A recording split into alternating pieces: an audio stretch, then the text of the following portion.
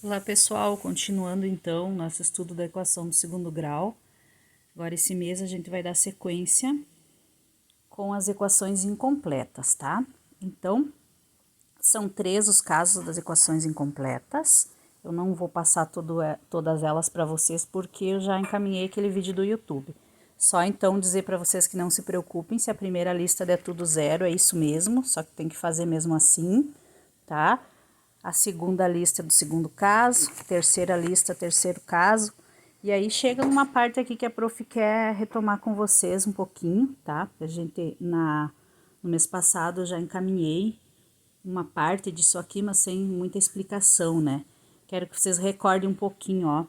A equação do segundo grau, então, ela é resolvida com essa fórmula resolutiva aqui, que é a fórmula de Bhaskara, tá? Lembra que quando eu falei nessa palavra aqui, eu disse guardem essa palavra que a gente vai usar ela mais tarde, que é a palavra discriminante. Ela é representada pela letra delta, que é do alfabeto grego, e ela então separa a fórmula de Bhaskara em duas partes, tá? Então a primeira parte, que é o discriminante da equação, que é a resolução do delta, que a gente chama, tá? É essa parte aí, delta igual a b ao quadrado menos 4ac.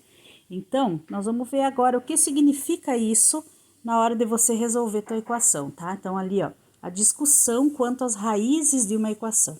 As raízes, para ser bem claro, seriam as respostas da tua equação, tá? Então, vejam bem, ó, tem 3 situações. Tem a situação em que o delta, ele vai ser maior que zero, tá? Então, nesse caso, quando o delta é maior que zero, é quando ele é positivo, tá? Todo número maior que zero é número positivo, tá? Aí, o que que acontece com as respostas da tua equação, com as raízes? Você vai ter como resultado 2 raízes reais, tá? Aqueles R's ali, o minúsculo significa raízes, e aquele outro R é o conjunto dos números reais. Então, são 2 raízes possíveis, 2 raízes reais. E diferentes. O que significa diferente? Significa que se uma é 1, a outra vai ser 5. Se uma é menos 1, a outra vai ser 1/4. Por exemplo, né? São números diferentes, valores diferentes. Aí, no outro caso, o delta é igual a zero. Então, quando der valor igual a zero, olhem bem os sinais. Eu tenho igual ali e tenho igual na resposta também. Então, isso é mais fácil de você gravar. Se é igual a zero, significa que eu vou ter 2 raízes reais iguais. Ou seja, se uma é 2, a outra também é 2. Se uma é menos 5, a outra também é menos 5. Elas têm que ser exatamente iguais em módulo e em sinal também. E aí a terceira possibilidade é delta menor que zero. Ou seja, quando der negativo teu número, teu valor de delta. O que que acontece? Lembram quando a gente estudou a raiz quadrada?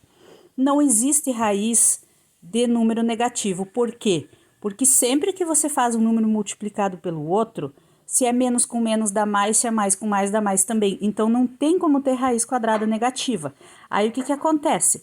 Você tem uma impossibilidade. Por isso, você usa esse sinal aqui, ó. Esse sinal, esse ezinho cortado, virado e cortado, ele significa não existe. Então, é o sinal que vocês vão usar. Não existem raízes reais, no caso do delta negativo, tá? Então, tá aí as 3 possibilidades, ó. Delta maior que zero, 2 raízes reais diferentes. Delta igual a zero, 2 raízes reais iguais.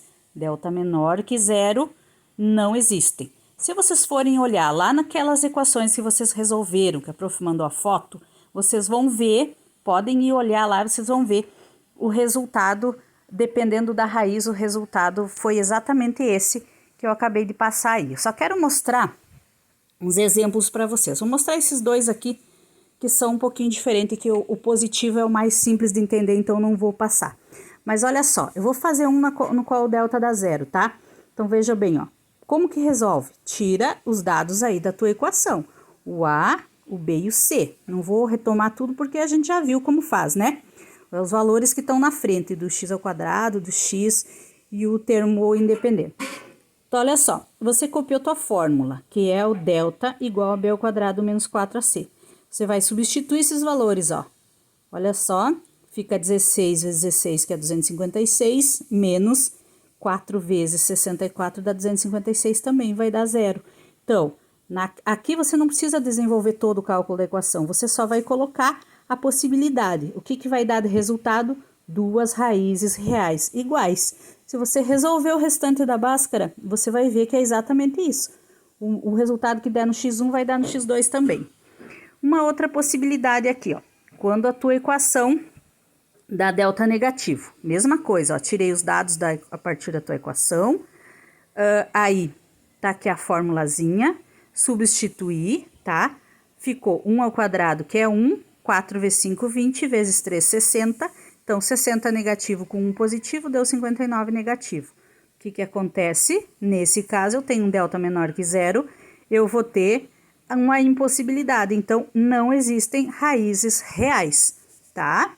E no caso dele dar positivo, aí tem um aí embaixo, deu positivo, duas raízes reais diferentes. Então, é isso que acontece quando eu resolvo o discriminante da minha equação, tá? Façam com atenção todos os cálculos. Se tiverem dúvida, podem entrar em contato com a prof, que eu tô aí para ajudar vocês, tá?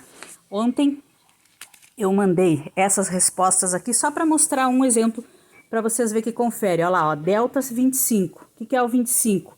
É um número positivo, né? Então, ele tem um valor. O que significa? Eu vou ter duas raízes reais diferentes, 2 e 1/3, tá? Essa aqui também é positiva. A maioria é positivo, né? Mas se der o acaso de dar zero, como por exemplo nessa aqui, ó. O que acontece, ó? Ela deu zero, o valor. O que acontece? O x1 é 2, o x2 também é 2, certo? Então, é isso aí. Façam com atenção, com capricho, tá? Eu espero poder ter ajudado. E se tiverem dúvidas, então, estou à disposição, tá? Um grande abraço para todos. Fiquem todos bem, fiquem todos com Deus.